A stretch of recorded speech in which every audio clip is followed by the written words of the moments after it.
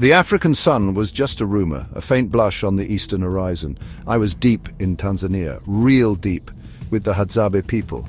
They are true hunter-gatherers. One of the last echoes of our ancient past. Today was special.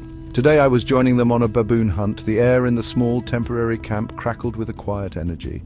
It wasn't nervous energy, not at all. It was a focused anticipation, a readiness that comes from generations of living this life, this raw, unfiltered existence. You could taste it almost, a taste of survival. I'd spent some time with these incredible people, learning their ways, understanding their connection to this harsh yet beautiful land. They move with the seasons. They read the earth like a book I was only just beginning to understand. This hunt wasn't just about food, it was about tradition, it was about skill, it was about proving themselves time and again against the wild. And I was privileged to witness it, to be a small part of it. The Hadzabe welcomed me with open curiosity, their smiles genuine, their eyes holding ancient wisdom. This was going to be an education.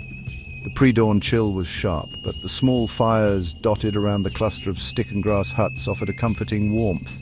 The smell of wood smoke, the murmur of the Hadzabe language. It's a language full of clicks.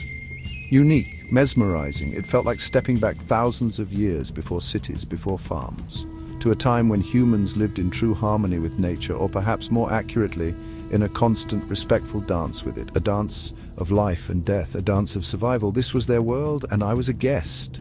This wasn't a game, it wasn't a sport. For the Hadzabe, hunting is life.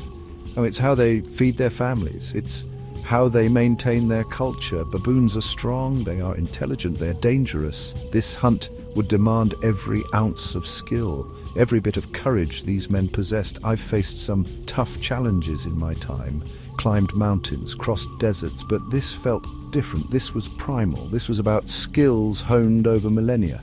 I adjusted my pack, my heart thumping, ready for whatever the day would bring. The adventure was about to begin. As the light grew, the camp slowly stirred. There was no sudden rush, no loud commands, just a quiet, methodical preparation. Each hunter seemed to know his role, his place. They moved with an economy of motion, nothing wasted. Their bodies are lean, wiry, built for endurance, for speed, for the demands of the chase. I watched them closely, trying to absorb every detail. Their focus was intense, almost meditative. This was more than just getting ready. It was a ritual, a mental sharpening before the physical test. The children watched too, their dark eyes wide, learning, always learning. This is how traditions are passed down, not through books, but through observation, through participation. From a young age, Hadzabe boys learn to track, to make their own bows and arrows, to understand the animals, the plants, the rhythms of the bush. It's an incredible education, far removed from any classroom I know. The elder hunters would occasionally offer a quiet word to the younger ones, a gesture, a nod, passing on knowledge accumulated over countless hunts. Their equipment was simple, yet deadly effective. Bows, arrows, a small axe perhaps, a knife, nothing more. No high-tech gear, no camouflage clothing, just their incredible skills and their deep understanding of the environment. They checked their bowstrings, straightened their arrows. Some applied fresh poison to their arrowheads, a potent concoction derived from local plants. A secret passed down through generations. It ensures a swift, humane kill, or swift enough in this unforgiving world. It's a testament to their ingenuity, their resourcefulness. I felt a surge of respect. These men were the ultimate survivalists. They live off the land in a way most of us can only imagine. They don't just survive out here, they thrive. Their connection to this place is absolute. It's in their blood, in their bones. As the last preparations were made, a quiet confidence settled over the group. They were ready. The sun was now climbing, painting the acacia trees in shades of gold and orange. The bush was waking up, and so were we. The hunt was calling. Let's talk about their weapons. The Hadzabe bow is a masterpiece of natural engineering, often crafted from the wood of the Kongoroko tree. It's strong, it's flexible, it's perfectly suited to its purpose. Each bow is unique, made by the hunter himself. It's an extension of his arm, his will. They spend hours shaping the wood, curing it, stringing it with animal sinew. The draw weight is significant. These guys are powerful. You need that power to bring down prey, especially something as tough as a baboon. It's a serious bit of kit. Then there are the arrows, each one carefully constructed. The shafts are made from light, straight wood, fletched with feathers for stability in flight. But It's the arrowheads that are truly fascinating. They have different types for different game. For small birds, they might use blunt wooden tips designed to stun. For larger animals like baboons, they use metal-tipped arrows, often sourced from traded materials like a flattened nail, sharpened to a deadly point and, crucially, coated with that potent poison. This poison is key. It dramatically increases the chances of a successful hunt. The poison itself is a closely guarded secret, made from the boiled sap of the panju tree. It's a neurotoxin. It doesn't kill instantly, but it works. It slows the animal down, makes it easier to track and eventually dispatch. The Hadzabe handle it with extreme care. They know its power. They respect it. Applying the poison is a meticulous process. Done with a special stick applicator, they ensure an even coating, enough to be effective. But not so much as to contaminate the meat excessively. It's a delicate balance learned through generations. Beyond bows and arrows, they carry little else. A small, sharp axe is common, useful for butchering game, for cutting firewood, or for defense if needed. Some carry a simple knife, often worn on a leather thong around their neck. These tools are functional. They are reliable. They are all a Hadzabe hunter needs. There's a simplicity to it, a purity. No reliance on complex technology, just skill, knowledge, and tools crafted from the land itself. It's a powerful reminder that sometimes less is truly more, especially in the wild. Before we set off, there was a moment, not a formal meeting, but a quiet coming together. The lead hunters spoke in low tones, discussing the plan, the likely areas to find baboons, the wind direction, the recent signs. It was a strategy session, born from countless similar mornings. From a collective wisdom, they read the land like a map, every broken twig, every faint track in the dust, every bird call. It all means something to them, information, clues guiding them. There's also a deep spiritual element to their hunting. They don't just take from nature, they are part of it. They often perform small rituals, a prayer, an offering, to the spirits of the land, to the spirits of the animals, asking for success, asking for safety. It's about respect, acknowledging the life they are about to take, understanding the balance. This interconnectedness is fundamental to their worldview. It's something many in the modern world have lost, that profound sense of belonging to the earth. Not just living on it, they talked about which areas the baboons favored at this time of day. Baboons are clever, they have sentries. They know their territory. The hunters would need to be stealthy, they would need to work together. Some might act as drivers, gently encouraging the baboons towards a specific location. Others would be the shooters, positioned for the best shot. It's a coordinated effort, relying on unspoken communication, on trust, on years of hunting together. Each man knows his job. I listened intently, trying to pick up what I could. Their language is complex, but their intent was clear. Success, safety, and a deep reverence for the task ahead. This wasn't just about protein, it was about upholding their way of life. It was about the thrill of the chase, yes, but also about the responsibility that comes with it. To hunt well, to hunt ethically within their own ancient code. The sun was higher now, the time for talk was ending, the time for action was here. The bush awaited. Section 5. Into the acacia thicket. The silent stalk begins. We moved out of the camp, a small group of us. The hunters walked with a grace that belied the roughness of the terrain. Their bare feet seemed to barely touch the ground, silent and watchful, every sense alert. I did my best to keep up, to move as quietly as they did. It's harder than it looks, especially when you're not born to it. The African bush is not a forgiving place if you're careless. Thorny bushes, loose rocks, and 1,000 unseen eyes watching you. The landscape was stunning, acacia woodlands interspersed with rocky outcrops. The air was dry, the sun intense, but the Hadzabe seemed unaffected. They scanned the horizon, their eyes missing nothing. They pointed out things I would never have seen, a faint disturbance in the grass, a distant bird call that signaled something, a particular type of fruit that baboons favor. Their knowledge is, well, encyclopedic, passed down through oral tradition, a living library of the wild. It's truly humbling to witness. We walked for what seemed like hours, but time moves differently out here. It's measured not in minutes, but in the position of the sun, in the sounds of the bush, in the signs of the animals. The hunters communicated with subtle hand gestures, a raised eyebrow, a slight nod of the head. There was no need for words. They were a unit, moving as one. Their anticipation was palpable, but it was a calm anticipation, a patient readiness. They knew that rushing things would achieve nothing. Suddenly, one of the lead hunters froze. He held up a hand and we all stopped. He pointed to the ground, fresh baboon tracks, very fresh and droppings still moist. The energy in our small group shifted, became sharper, more focused. The baboons were close. The real hunt was about to begin.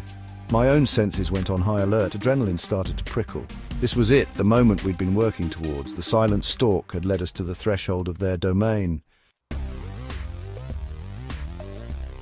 Section 6. First contact, adrenaline and the baboon's domain. The tension was electric. You could cut it with a knife. The hunters fanned out slightly, each man scanning the dense bush ahead. Their movements were incredibly fluid, like shadows. They were now in full hunting mode, every nerve ending firing, every instinct honed by years of experience. I stayed slightly back, trying to be invisible, trying not to disturb their focus. This was their arena, their expertise. My role was to observe, to learn, and to stay out of the way. Then a low grunt, a guttural sound from the thicket, a baboon. The lead hunter motioned. He'd spotted them, a troop moving through the trees. The baboons hadn't seen us yet, or so we hoped. These creatures are incredibly wary. They have sharp eyesight and a well-organized social structure with sentries posted to warn of danger. Outsmarting them takes immense skill and a lot of patience. The hunters crouched lower, using every bit of cover, every bush, every rock. The chase was on. But it wasn't a mad dash. Not yet. It was a careful, calculated approach. The hunters moved with astonishing speed and silence, closing the distance, trying to get within bow range. My heart was hammering in my chest. This was raw. This was real. No safety nets, no second chances, just skill against instinct, man against beast, in the oldest contest of all.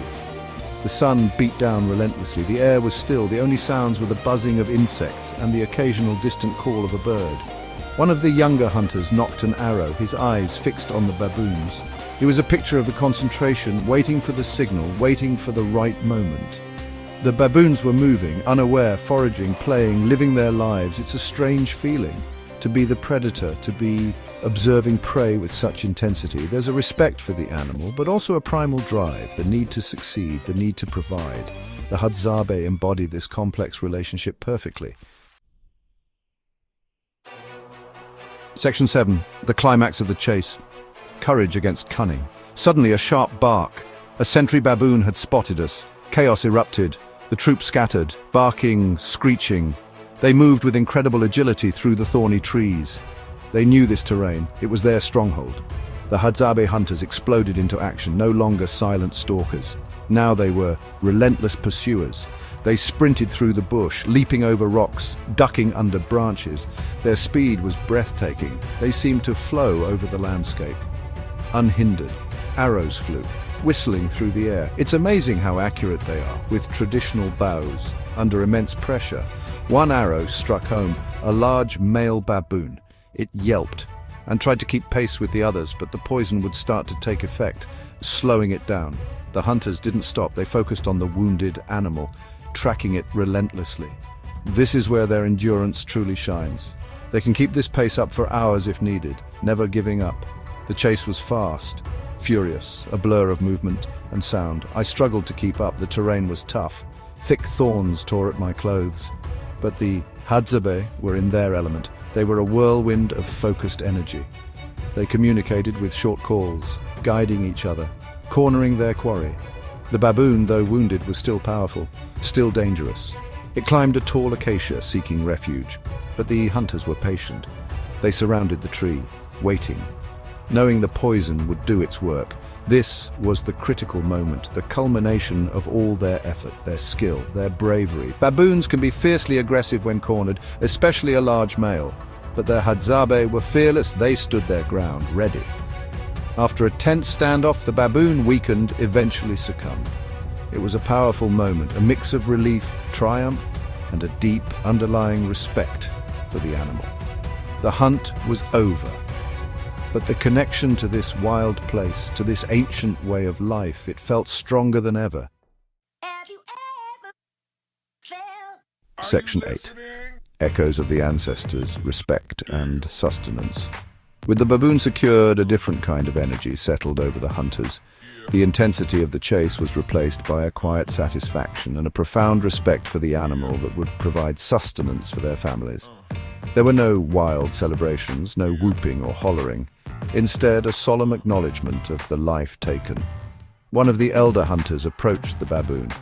He spoke softly in Hadzabe, a prayer of thanks perhaps, a recognition of the spirit of the animal. This is a vital part of their culture. The process of preparing the baboon for transport back to camp began immediately. It was done with skill and efficiency, nothing wasted. The Hadzabe utilize almost every part of the animal. The meat is a prized source of protein. The skin can be used for clothing or bags. Even some of the bones might be fashioned into tools or ornaments. This deep understanding of how to use every resource is a hallmark of true hunter-gatherer societies. It's a lesson in sustainability that the modern world could learn much from. Sharing is central to Hadzabe culture. The meat from the hunt wouldn't just go to the successful hunter, it would be shared amongst the entire community. Everyone gets a portion. The young, the old, the sick. This ensures the well-being of the group. It strengthens social bonds. It's a system that has worked for them for thousands of years. There's no hoarding, no individual accumulation of wealth in the way we understand it. The wealth is the community, the land, and their shared knowledge. As they worked, they talked, recounting the details of the chase, praising the skill of the archer, noting the cunning of the baboon. This storytelling is important. It reinforces their traditions. It passes on knowledge to the younger members. It keeps the spirit of the hunt alive. I felt incredibly privileged to be there, to witness this ancient cycle of life, of hunter and hunted, of respect and sustenance. It was a powerful reminder of our own deep connection to the natural world, a connection many of us have forgotten. Section 9. Guardians of the Old Ways, a future for the Hadzabe. Returning to the camp with the prize was a moment of quiet joy. The community gathered, the meat would be cooked over open fires, the smell filling the air. It would be a feast, a celebration of a successful hunt, a reaffirmation of their way of life. Watching the Hadzabe, I was struck by their resilience, their adaptability. They have survived for millennia in an environment that many would find impossibly harsh. They have done so by living in balance with nature, not by trying to conquer it, but their way of life is under threat. Encroachment from farming and pastoralist communities, deforestation, the lure of the modern world for the younger generation. These are serious challenges. Preserving the Hadzabe culture is not just about protecting a quaint, ancient lifestyle. It's about protecting a unique human heritage, a storehouse of incredible knowledge about sustainable living, about our planet, their language, their skills, their understanding of the natural world. These are treasures. Once lost, they can never be recovered. Supporting the Hadzabe means supporting their right to their ancestral lands, their right to hunt and gather as they always have.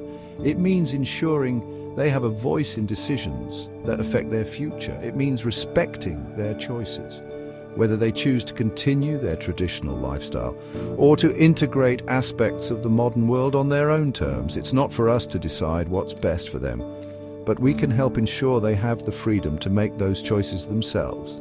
Their wisdom is too valuable to lose. My day with the Hadzabe hunters was an experience I will never forget. It was more than just a thrilling baboon hunt.